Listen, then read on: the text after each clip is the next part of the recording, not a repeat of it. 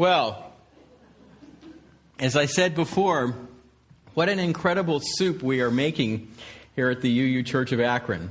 And as I think you heard earlier in the announcements, I hope each and every one of you will join us right after the service for the Ministries Fair in Fellowship Hall. That event, the Ministries Fair, is a celebration of all that we do together here at the Unitarian Universalist Church of Akron. All that we do to live the values that are at the heart of this faith tradition. Love, compassion, acceptance of one another, justice, and a deep and abiding respect for the inherent worth and dignity of all human beings, of the entire human family. We celebrate in this religion and in this community the open mind and the loving heart. And as I think you will see at the Ministries Fair, we strive to live those values both within and beyond our walls through deeds of love and compassion for one another and for the world. Come to the fair. It might just change your life. It might just transform this congregation. And it might just make a difference, a real difference in the world. Well, I have to say, this idea of ministry as a warm and nourishing soup that we create together, that's one of my absolute favorite images, metaphors for what ministry is. I think so often the credit for ministry, the tag of ministry gets put on people like me, the guy or gal standing up here on Sunday morning. But ministry is so much more than simply what the minister does. Ministry is, as Gordon McKeeman, who was the distinguished minister of this congregation for over 20 years, once famously said, ministry is all that we do together in religious community. So a few minutes ago, when you greeted one another, maybe you greeted a first-time visitor to our church and helped them feel welcome. That's ministry. When you offer a word of sympathy or sign a card of support for someone who is struggling, that's ministry. When you help with coffee hour, when you volunteer to work in our community garden, maybe when you teach a child or youth in our Sunday school, participate in many of our wonderful social and environmental justice programs, sing in the choir, help or lead a worship service. When you bring your gifts and your passion into the life and work of this congregation, you are engaged in ministry. And I think what makes all that we do together at the UU Church of Akron ministry, first and foremost, is the deep place within each and every one of us from which that ministry comes. You see, although we often associate ministry with doing lots of things, giving a sermon, teaching a class, and so on, I think first and foremost, ministry is all about listening.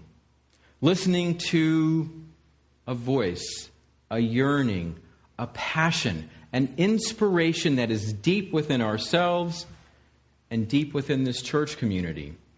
A voice and a passion that are calling us to lead lives of meaning and purpose and to be part of something beautiful and greater than ourselves. More than anything else, I think ministry is about being called.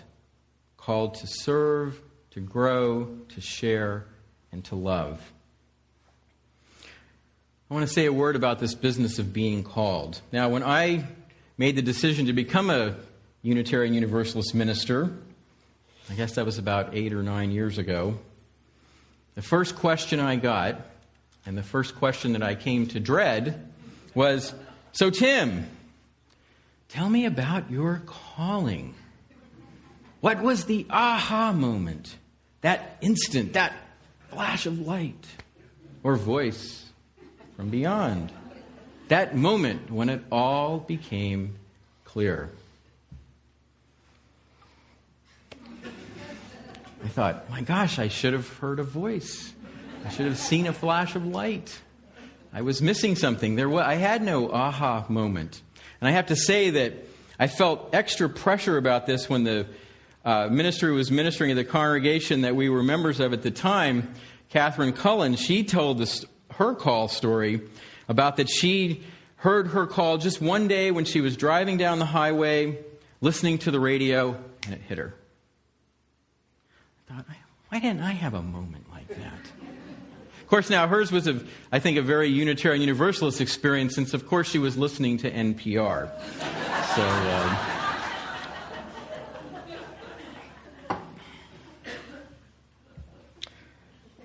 And then, of course, there was this whole idea of calling. What does that mean? I mean, I started saying, okay, well, calling. So who's doing the calling? What is the calling? What's it all about? I was, of course, as I'm always want to do, ended up with a lot more questions than I had answers. I have to say that in thinking about this idea of calling, I came across the ideas of a wonderful writer named Parker Palmer. Any of you know Parker Palmer's work? So he's, I think, written about the idea of calling and vocation and ministry better than anyone else. And you see, he begins by saying that having a calling, that being called, is at the heart, not just of what it means to be a minister, but what it means to be a human being. He says that each and every one of us is called by what he terms, and I love this term, our inner teacher. Our inner teacher. And the roots of that voice, that inner teacher, are found in what Parker sees as the basic human need for wholeness and unity, for living lives that are undivided, lives that reflect the essence of who we are and what we hope for ourselves and the world.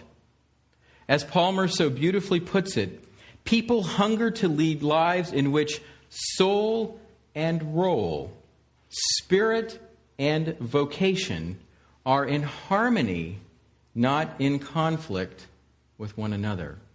People yearn to lead lives in which soul and role are in harmony with each other. I don't think you can say it better than that. So, how does one discover one's calling, one's vocation, one's ministry in life? Well, according to Palmer, a calling is a voice that is speaking to us through our lives, through our experiences, through our hopes and dreams. A calling is not a goal that we set. I'm up today. I'm going to be called today. Yeah. Maybe that works. Didn't work for me. But a calling is not a goal that we set. It's an inspiration. It's a yearning. It's a passion that grabs hold of us and somehow wonderfully leads us where we are meant to go. That's what it means to be called. And once we begin to find our calling and begin to lead lives that are undivided and whole, amazing things begin to happen.